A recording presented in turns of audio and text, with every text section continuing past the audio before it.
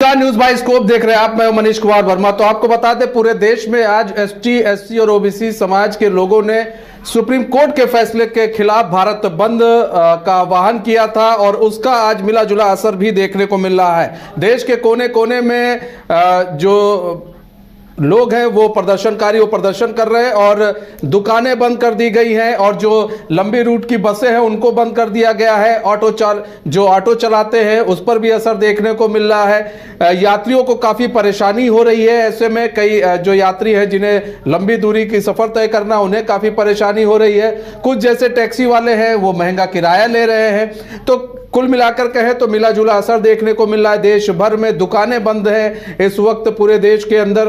कहीं कहीं पर अगर बात कर लें तो थोड़ी बहुत दुकानें जो खुली हों, लेकिन फिलहाल अभी जो दुकानें हैं उन्हें बंद कर दिया गया है। सुप्रीम कोर्ट के फैसले के खिलाफ जो है दुकानें बंद है। हमारे साथ हमारे संवाददाता जुड़ चुके हैं अलग अलग जगह से। हमारे साथ बबलू जुड़ चुके हैं देवघर से, चुमन जुड़ चुके हैं हमारे साथ, राजकुमार जुड़ चुके हैं। सबसे पहले बबलू, आपका रुख कर लेते हैं। बबलू, यहाँ पर बात की जाए, आज एसटी, एससी और ओबीसी समाज का जो प्रदर्शन है वो चल रहा है, ऐसे में कितना असर देखने को मिल रहा है? देशव्यापी ये प्रदर्शन हो रहा है, भारत बंद का आह्वान किया गया था, भारत बंद का जो आह्वान किया गया था, कितना असर देखने को मिल रहा है? आप वहाँ खड़े हैं, जब हम आपको इशारा करेंगे ना नारा लगाएगा और कैमरे का बंदी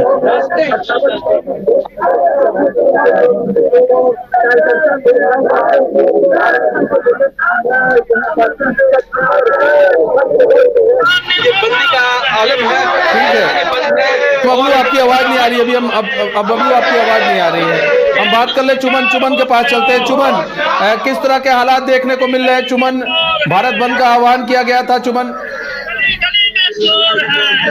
जी मनीष, मैं आपको बता दूं कि ये एससी एसटी को लेकर, अनुसूचित जाति को लेकर के पूरे भारत बंद का आह्वान किया गया। मैं बोकारो के नया मोड़ पर अभी आपको मैं तस्वीरों के माध्यम में दिखलाना चाहता हूँ, जो कि आरजेडी के कार्यकर्ता है, जो कि इन्होंने सुबह से ही धरना दिया है।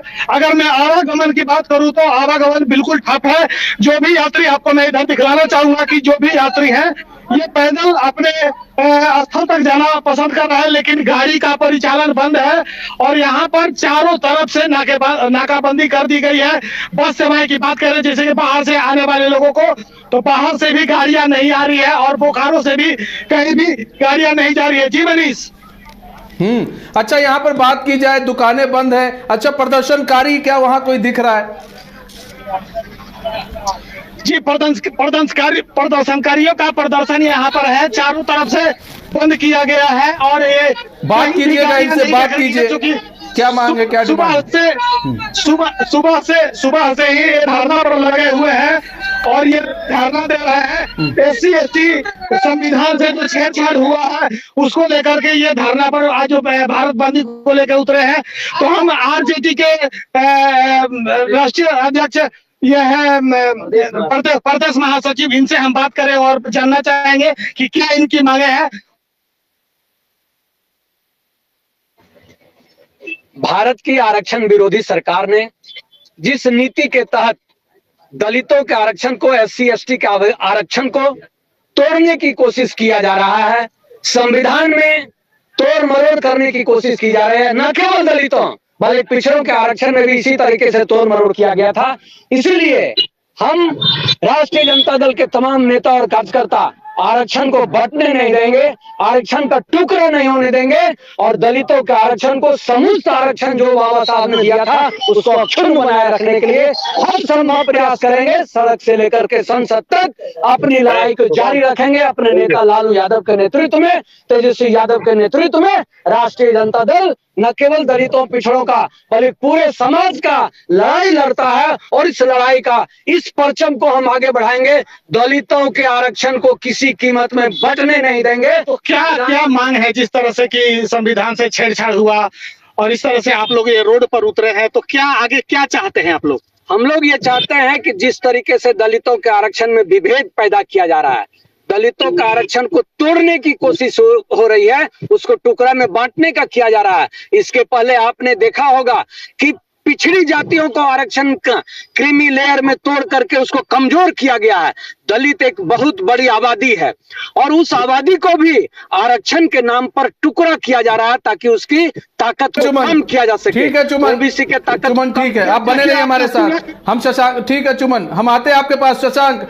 शशांक का रुख कर लेते हैं। शशांक, किस तरह के हालात देखने को मिल रहे हैं भारत बंद को लेकर? जो हालात बने हैं वो किस तरह से देखने को मिल रहे हैं? वहां पर कितना असर देखने को मिल रहा है?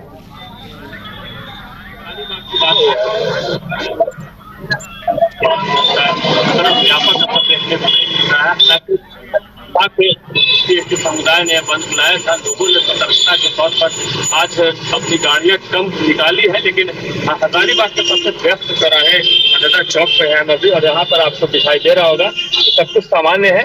दुकानें भी खुली है। यहीं पे हजारीबाग का एक सबसे बड़ा कॉलेज कह ले, अनदर कॉलेज है, वह भी खुला है और सभी चीजें सामान्य तरीके से चल रही है। हजारीबाग में जो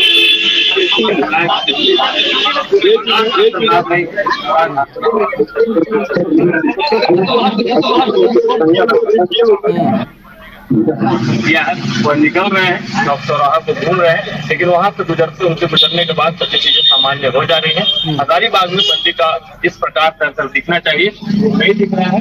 सभी चीजें सामान्य हैं, गाड़ियां चल रही हैं, वैन भी आ रहे हैं, बच्चे भी स्कूल गए हुए हैं और सभी चीजें सामान्य तरीके से हजारीबाग में सुचारू रूप से जारी है। हालांकि पुलिस की जो तैनाती है हर एक चौक चौराहे पर कर दी गई है ताकि अगर कुछ ऐसे होता है, तंग होता है। हालांकि एसटी समुदाय का शांतिपूर्ण और युवाओं के द्वारा यह आह्वान किया गया था। कुल मिलाकर हजारीबाग की स्थिति सामान्य है। कुल मिलाकर हजारीबाग की स्थिति सामान्य है। दुकानें जो है वो खुली हुई हैं और लोग घर से बाहर निकल भी रहे। बहुत बहुत धन्यवाद शशांक हमारे साथ जुड़ने के लिए और तमाम जानकारी साझा करने के लिए। अब सीधा रुख कर लेते हैं बिहार का, पटना का रुख करते हैं। हमारे साथ एसके राजीव जी जुड़ चुके हैं, हमारे ब्यूरो चीफ हैं। एसके राजीव जी, किस तरह का असर जो है पटना में देखने को मिल रहा है जो भारत बंद का आह्वान किया गया था? नहीं, देखिए मनीष, दरअसल में जो बंद का आह्वान किया गया है उसमें बिहार के अगर जिलों की आप पहले बात करें तो वहाँ भी बंद का मिला जुला असर जो है वो देखने को मिल रहा है और राजधानी पटना में भी बंद का जो है वो व्यापक असर नहीं देखने को मिल रहा है, लेकिन आप मिला जुला असर जो है वो कह सकते हैं। क्योंकि अभी हम जहाँ मौजूद हैं ये काफ़ी पॉश इलाका है। देखिए आप ठीक मेरे पीछे ये बोरिंग रोड, ये सड़क जो है वो जाती है। अभी हम जहाँ मौजूद हैं ये कृष्णापुरी की तरफ जाती है और अन्य दिनों की अगर आप बात करेंगे तो ये पूरी सड़क जो है वो आपको जाम नज़र आती है। यहाँ पर लोगों को चलने में काफ़ी दिक्कतें होती हैं, लेकिन आज जो वाहन है वो बहुत कम चल रहे हैं। तो कहीं ना कहीं से जो एक असर होना चाहिए था बहुत ज़्यादा वो नहीं है, व्यापक असर नहीं है, लेकिन बंद का मिला जुला जरूर असर देखने को मिल रहा है। चूँकि हम जब अपने जहाँ मैं रहता हूँ RPS मोड़, सगुना मोड़ के पास, वहाँ से जब मैं चला था तो वहाँ पर जो है वो लोगों ने सड़क को जाम कर रखा था, दलित सेना के जो लोग हैं वो लोगों ने। तो वहाँ पर लोगों को काफ़ी दिक्कतें हो रही थी। और जो राजा बाज़ार का जो इलाका है, काफ़ी पॉश इलाका है, वहाँ पर भी इक्की दुक्की गाड़ियाँ ही चल रही थी। लेकिन अगर आप ये बोरिंग रोड और कंसर्न इलाके की बात करेंगे तो यहाँ पर बंद का वैसा असर देखने को मिल रहा है। यानी कि राजधानी के अलग अलग हिस्सों की अगर आप बात करें तो राजधानी का जो बाईपास का जो इलाका है उन इलाकों में बंदी का असर दिख रहा है। वहाँ गाड़ियों की एक लंबी कतार जो है वो नेशनल हाईवे पर लगी हुई है।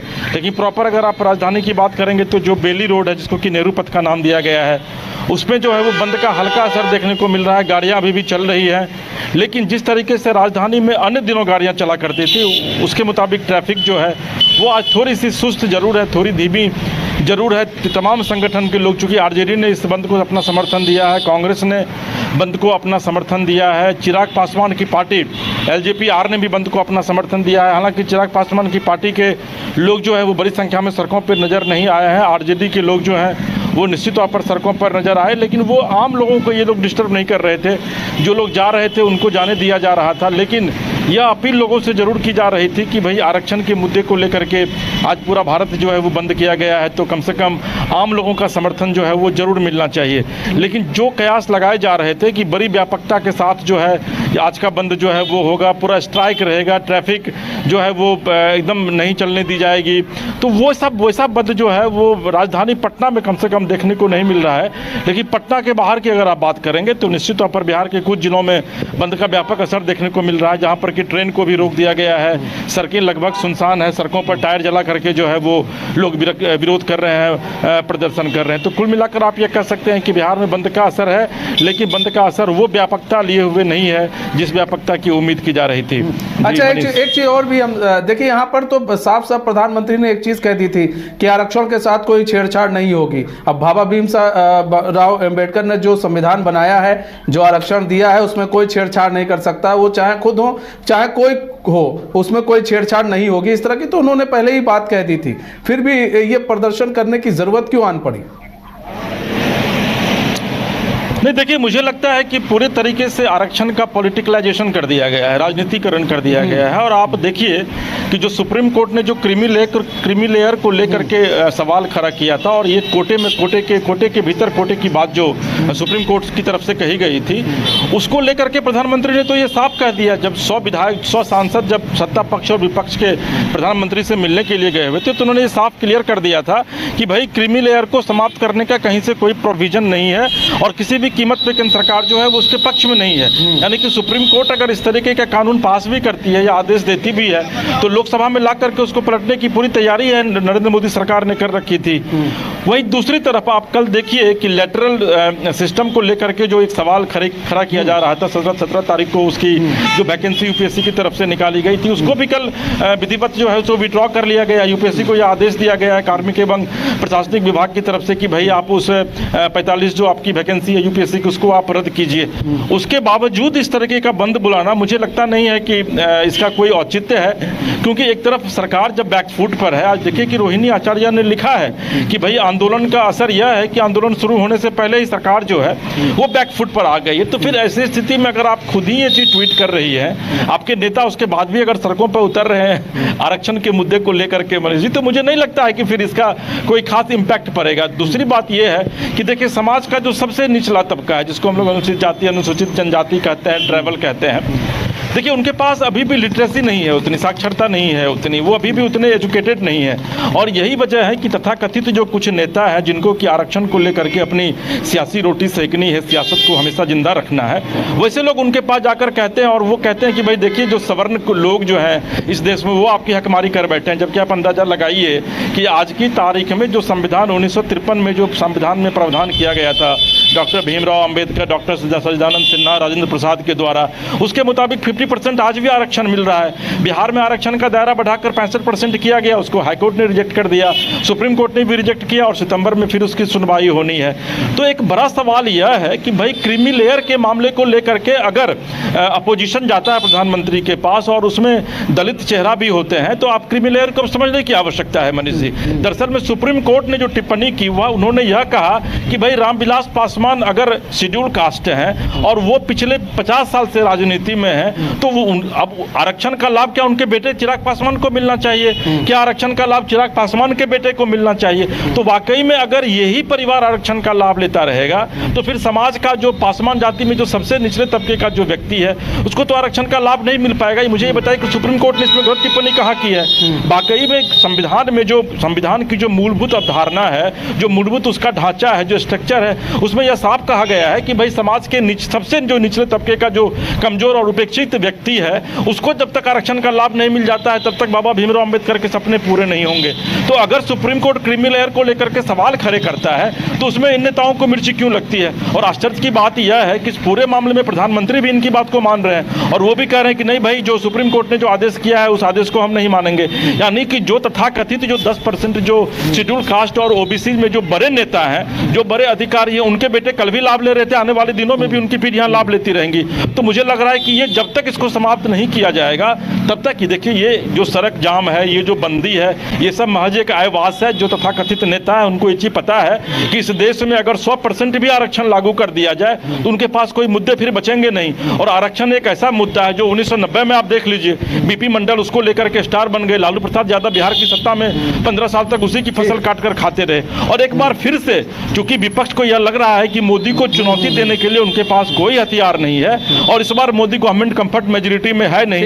यही वजह है कि अब वो कभी आरक्षण के मुद्दे को उठाते हैं और आने वाले दिनों में भी मनीष जी आप देखिएगा कि आरक्षण का मुद्दा लगातार उठता रहेगा। मैं 2 मिनट आपका वक्त और लूंगा। आज देखिए कि किसान नेता राकेश टिकैत हैं, उन्होंने कितनी गंदी टिप्पणी की है। उन्होंने कहा कि भाई मैं तो बांग्लादेश वाली स्थिति 2020 में ही यहाँ पैदा कर देता जब मैं 25 लाख किसानों को लेकर के लाल किला को घेरने लोकसभा को घेरने चला था। मुझे यह बताइए कि क्या इसी से ये सिस्टम चलेगा कि आप हिंदुस्तान जैसे मजबूत लोकतांत्रिक देश को बांग्लादेश की राह पर ले जाना चाह रहे हैं? तो ये कई ऐसे अनुत्तरित सवाल हैं जिसका जवाब कम से कम जो विपक्ष के नेता देखिए ऐसा समझने की बात है कौन कितना समझ रहा है। ठीक है, हम चलते हैं यहाँ पर बात कर ले, राजकुमार के पास चलते हैं, धनबाद लिए चलते हैं आपको। यहाँ पर राजकुमार, किस तरह का असर देखने को मिल रहा है? अब बात करें यहाँ पर, आप पीछे जेएमएम के झंडा लेकर कुछ लोग हैं, जेएमएम के शायद कार्यकर्ता है वहां झंडा लेकर है, तो भारत बंद को लेकर किस तरह का असर देखने को मिल रहा है? देखिए, अगर हम धनबाद की बात करें तो धनबाद कोयलांचल में सुबह में तकरीबन 10 बजे के बाद यहाँ पर आंदोलन का जो असर है वो दिखना शुरू हो गया। अगर हम बात करें एनएच की तो एनएच स्मूथ है, लेकिन शहरी क्षेत्र में जिला मुख्यालय रणधीर वर्मा चौक पर आज जो यहाँ आंदोलन है उसका असर देखने को मिल रहा है। सबसे पहले जय भीम के नारे के साथ बीएसपी से जुड़े हुए कार्यकर्ताओं ने और अन्य जो भीम आर्मी से जुड़े हुए लोग हैं वो सड़क पर आए। कुछ देर पहले यहाँ पर जेएमएम से जुड़े हुए जो सत्ताधारी पार्टी के नेता हैं वो लोग नजर आ रहे हैं और इन लोगों के द्वारा भी थोड़ी देर पहले आक्रोश मार्च निकाली गई है और आरक्षण में जो वर्गीकरण की प्रक्रिया हुई है एसटी का, उसका विरोध किया गया है। सामने में जिला अध्यक्ष लक्ष्मी सोरेन है, साथ में जिला सचिव भी हमारे साथ है। इसे हम इन लोगों से रूबरू होते हैं। बताइए, आप लोगों ने जो आज यहाँ में जो सहयोग किया है किस तरह से आप लोगों की मांग है और क्या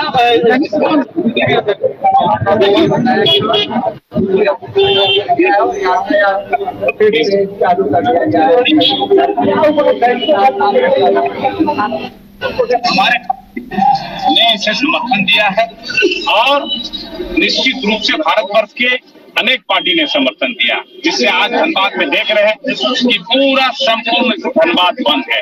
हम व्यवसायिक दुकानदारों को, व्यापारी को, सबको धन्यवाद देंगे जिन्होंने इस बंद को समर्थन किया और स्वेच्छा से अपनी दुकानें बंद रखी, गाड़ियां सड़क पे नहीं चल रहा है। आज ये बात आप जान जाइए, बाबा साहब का कानून धीरे धीरे ये लोग बदल रहे हैं और इनका यही सोच होगा कि कानून बदल के एक नया कानून ये लाएंगे और ये इनका चालाकी है कि आरक्षण समाप्त करने की दिशा में आगे बढ़ रहे हैं। वर्गीकरण से नाराजगी किस बात को लेकर, परंतु जो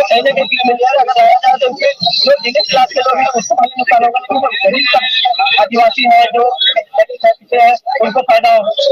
देखिए, इनका मंशा साफ है, SC/ST को किसी तरह जो मुख्य धारा में लाने का काम है उसको वंचित करने का ये साजिश है।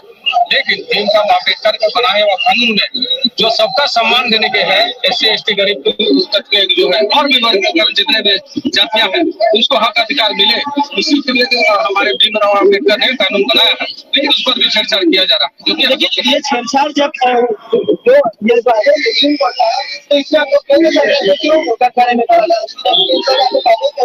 कि हम आरक्षण तो फिर सुप्रीम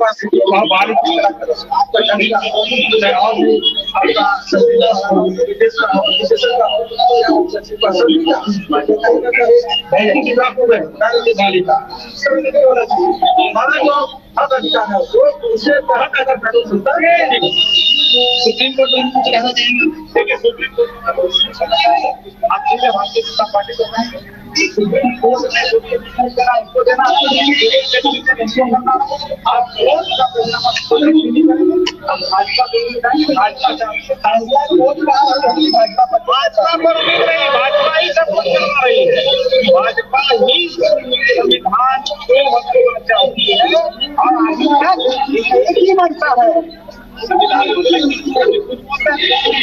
हमारे साथ अभी जेएमएम नेता मधुबालन थे, जिला अध्यक्ष लकी सोरेन थे, जिन्होंने कहा ये संविधान बदलने की कोशिश है। हालांकि यह फैसला जो है सुप्रीम कोर्ट का है, वो जो है ठीक है, हम रोकना चाहेंगे राजकुमार आपको। यहाँ पर देखिए लाठीचार्ज हुआ, ये पटना की हम तस्वीर दिखा रहे हैं जहां पर पुलिस ने लाठीचार्ज किया है। तो ये पटना की तस्वीर हम आपको दिखा रहे हैं, सीधे पटना से दिखा रहे हैं किस तरह से प्रदर्शनकारियों पर पुलिस ने, तो ये तस्वीर हम आपको सीधे पटना की दिखा रहे हैं। देखिए प्रदर्शनकारियों पर लाठीचार्ज किया जा रहा है। पुलिस जो है प्रदर्शनकारियों पर हमारे साथ चंदन जुड़ चुके हैं, हमारे संवाददाता पूरी जानकारी के साथ। चंदन, पुलिस ने लाठीचार्ज किया है प्रदर्शनकारियों पर, ऐसी नौबत क्यों आन पड़ी लाठीचार्ज की? चूंकि आज भारत बंद का आह्वान किया गया था और जो प्रदर्शनकारी हैं वो डाकबंगला चौराहा पे पहुंच गए थे और जैसे कि सामने देख रहे होंगे यही वो बाजार के साथ प्रदर्शनकारी जो है स्पॉट पर आए थे।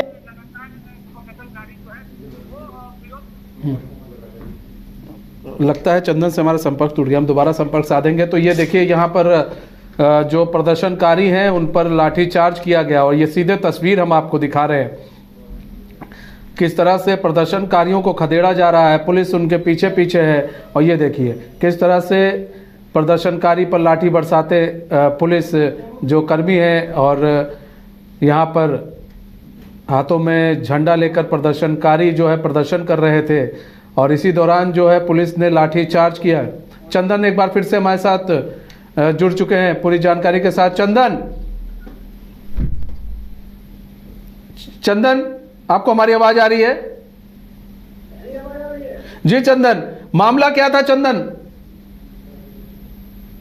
तो है वो पटना के डाकबंगला चौराहा पे पहुंच चुके थे और चूंकि आज इन्होंने भारत बंद का आह्वान करवाए थे और भीम सेना के जो प्रदर्शनकारी थे वो मौके पर पहुंचे थे और डाकबंगला चौराहा पर पहुंचकर पुलिस से काफी नोक-झोंक हुई। उसके बाद पुलिस ने उन्हें प्रतिबंधित क्षेत्र में हाईकोर्ट की तरफ से जाने से रोका। उसके बाद दोनों के बीच में जमकर झड़प हुई और पुलिस को जवाबी में लाठीचार्ज करने पड़ी है, कई छात्रों को चोट आई है और साथ ही साथ जो ऑटो पे जो लाए गए थे, जो प्रदर्शनकारी की तरफ से लाए गए थे, वो ऑटो भी जो है वो उसका शीशा टूट चुका है और फिलहाल स्थिति जो है काफी भगदड़ हो चुकी है। पटना के डाकबंगला चौराहा पे यहाँ पे पुलिस के आला अधिकारी पहुंचे हुए हैं। हालांकि कई छात्रों जो प्रदर्शनकारी हैं उनको जो है वो हिरासत में भी लिया गया है और हालांकि अभी जो डाकबंगला चौराहा का जो है वो यातायात व्यवस्था जो है तो सुचारू रूप से चालू करवा दिया गया है, क्योंकि पटना पुलिस ने पहले भी कहा था कि आप शांतिपूर्ण ढंग से जो है अपनी प्रदर्शन जो है वो कर सकते हैं, लेकिन ऐसी कोई प्रदर्शन न करें जिससे आम जनों को किसी प्रकार की दिक्कत हो। लेकिन घंटों डाकबंगला चौराहा प्रदर्शनकारी के द्वारा जो है वो जाम किया गया। उसके बाद यातायात व्यवस्था चरमरा गई। उसके बाद पुलिस के घंटों नोक-झोंक होने के बाद पुलिस ने जो है जवाबी बल प्रयोग किया। जी मनीष, भीम आर्मी के समर्थक थे ये लोग। और अच्छा, ऐसे में अगर बात की जाए तो पुलिस के वरीय अधिकारियों का क्या कुछ कहना है इस लाठीचार्ज को लेकर? जी देखिए, बिल्कुल, चूंकि ऑटो को भी जब्त किया गया है और कई प्रदर्शनकारी को हिरासत में लिया गया है, तो उसके बाद जो विधिवत जो कार्रवाई होती है वो पुलिस जो है उसमें जुड़ गई है। लेकिन फिलहाल अभी कई लोगों को हिरासत में लिया गया है और अभी डाकबंगला चौराहा जो है वो पूरी तरीके से खाली करवा दिया गया है और प्रदर्शनकारी को जो है वो खदेड़ दिया गया है, क्योंकि यहाँ पे पुलिस की तरफ से लाठीचार्ज हुई थी और जो बाजे थे वो भी टूट गई थी, ऑटो जो है वो भी टूट गया है और मौके बर्दाश्त पे जो है पटना के डाकबंगला चौराहा पे भारी संख्या में जो है वो पुलिस बल की तैनाती की गई है। जी मनीष, ठीक है, बहुत बहुत धन्यवाद चंदन हमारे साथ जुड़ने के लिए और तमाम जानकारी साझा करने के लिए।